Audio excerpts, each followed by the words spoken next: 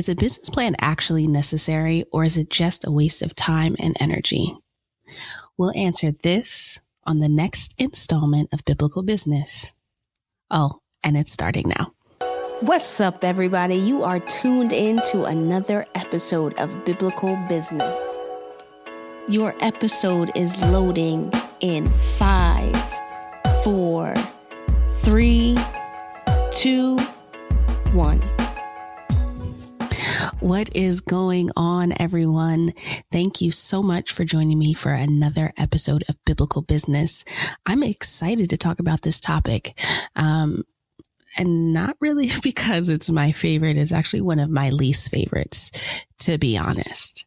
But we're talking about business plans. So as I said, business plans are definitely not my favorite topic to talk about. However, when I think about a business plan and I kind of shudder at the thought of preparing one, 2 verses come to mind. And so before we get started talking about the topic, I want to just jump in and read these verses. So the first verse is from Luke 14:28, and it says, "For which of you intending to build a tower sitteth not down first and counteth the cost, whether he hath have sufficient to finish it?" That's verse number 1. Verse number 2 is 1 Corinthians 14, verse 40. And it's very short and sweet to the point. It says, "Let all things be done decently and in order." So talking about business plans, we can't help but kind of connect the idea of a business plan with these 2 verses. So I want to discuss today, what is the importance of a business plan? How do you go about preparing one? And what are some things, some tools, some resources that you can use to help you in the process of building a business plan? So my first introduction to business plan writing was actually back, I want to say in maybe 2015. And I was in a business plan competition at Temple University. That's my alma mater. And in the competition, you were required to write a business plan.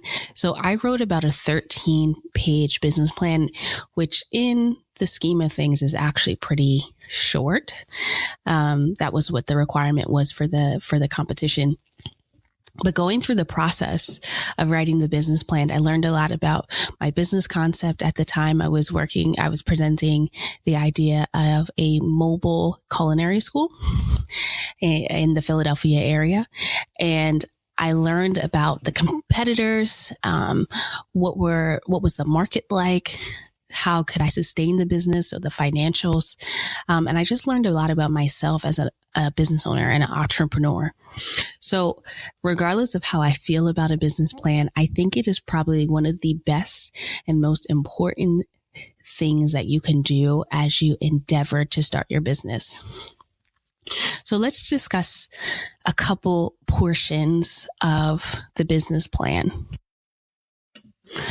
So if you were to do a quick Google search on the sections like this, the main sections of a business plan, you would see the following: the executive summary, company description, products and services, market analysis, strategy and implementation, organization and management team, financial plan, and projections. So really quickly, high level executive summary. That's essentially just a summary of everything that you talk about in your business plan: the idea, the name of the business, where it's going to be located, what does it intend to accomplish by being in existence. And very slightly, you would touch on the financial viability of the business at that point in time.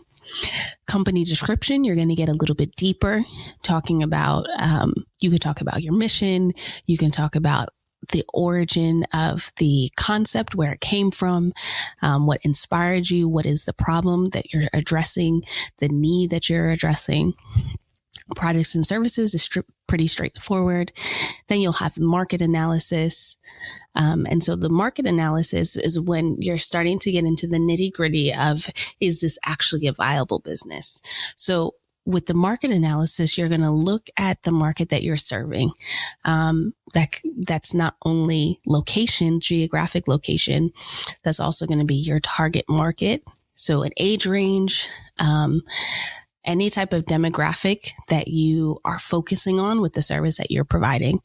So for example, for me, when I was doing the business plan, for the business was called the Communal Kitchen. So when I was doing the business plan for that, I was really trying to target, low to middle class, middle income residents of Philadelphia and the surrounding areas, because there is a food shortage in that area. And it was also geared particularly to minorities. So teaching the importance of vegan and vegetarian cooking, healthful cooking, and giving them access and resources to those types of programs and opportunities. So that was my market.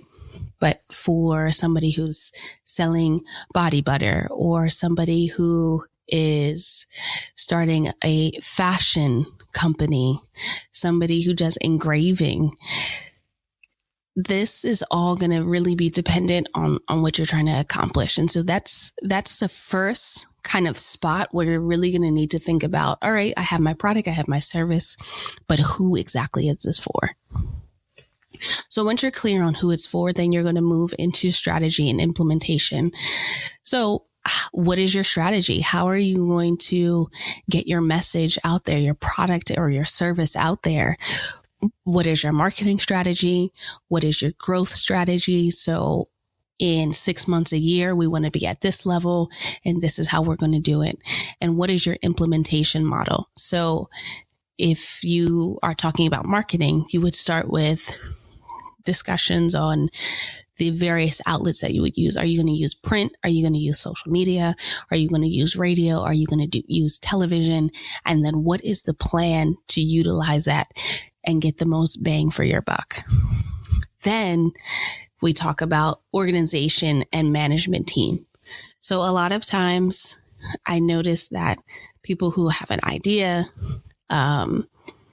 really kind of take it on themselves to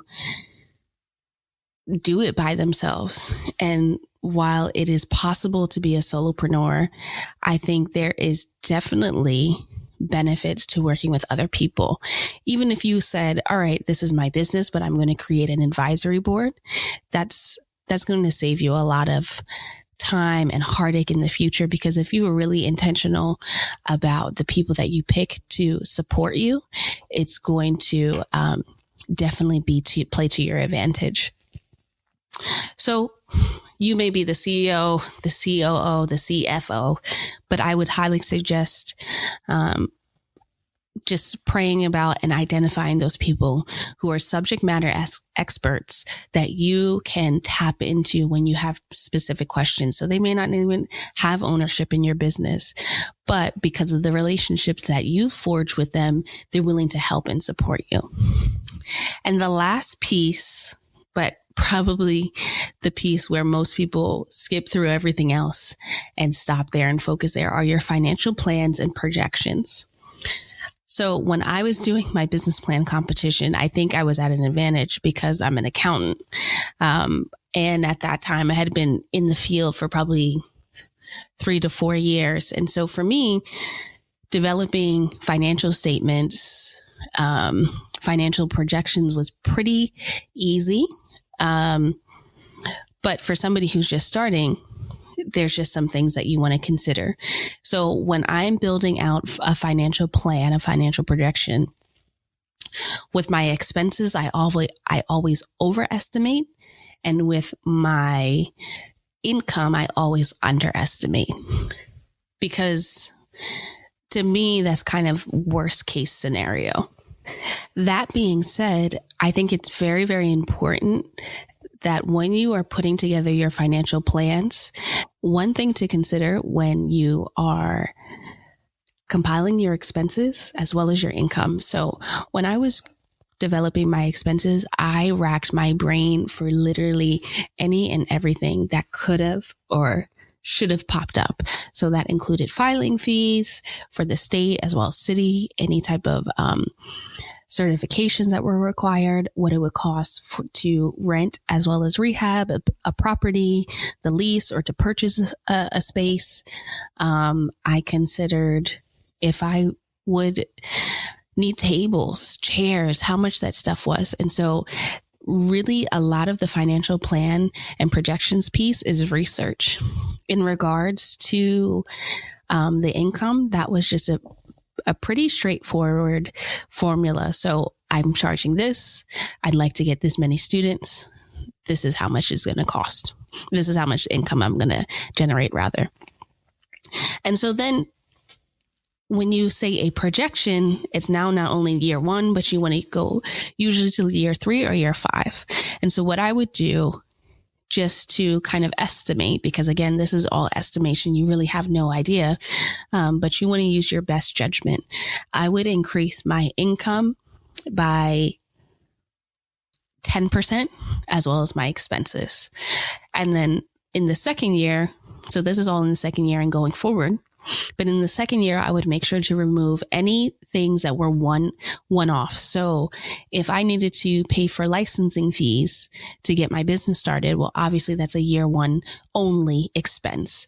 So when preparing year 2 and forward, I make sure that that's removed. Any other things I'll make sure are removed, but then I will include new accounts for maintenance or any other things that may pop up. So there's a couple tools that I really like to develop my business plans.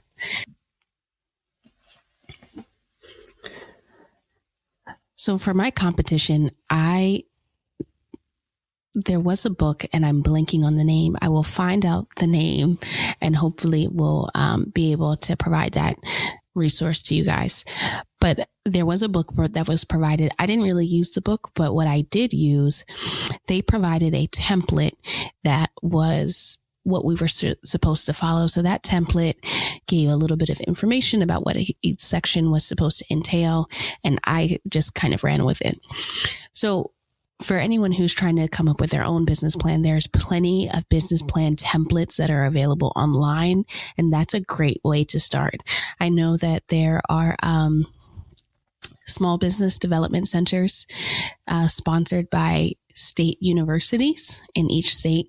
So sometimes they will have information that you can use. I live in New York City, so New York City has their own resources that you can tap into that are really, really great to kind of start you in the direction of writing your business plan. There's also one that I actually really prefer. It's called Lean Canvas. So that's not going to be a full out business plan, but that tends to work a little bit better for me when I'm thinking about the process, vetting my idea. It's a 1-pager, but it's a great way to organize your thoughts. That's definitely a resource that you should look into. And then the other book that I would recommend, or the other resource I would recommend, is a book, and it's called The Lean Startup. So I have read The Lean Startup probably 2 or 3 times.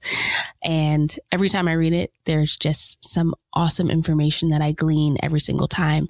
So that talks about how to structure your business, especially when you first start, how to start as lean or as cheaply or as roughly as possible. And then you allow your business and your needs to grow your business. A lot of times I find that entrepreneurs will expend a lot of money because they want to look legit and as on top of it as possible when they first start. But the issue with that is that you tend to lose out on money because you could be spending where you don't necessarily need to. So those are some resources that you can use. If you need, or if you're interested, I can share with you the business plan that I prepared for that competition many moons ago. I can also give you some other resources on my website, ksprebrands.com. There is a budgeting tool that has some information that you can use to develop your financial plan and projection. So that information will be available in the show notes. I hope that this has been helpful. Please reach out if you have any questions or concerns. I'm here to help. Well, that is it for today. I hope that this information has been useful, and until next time, peace.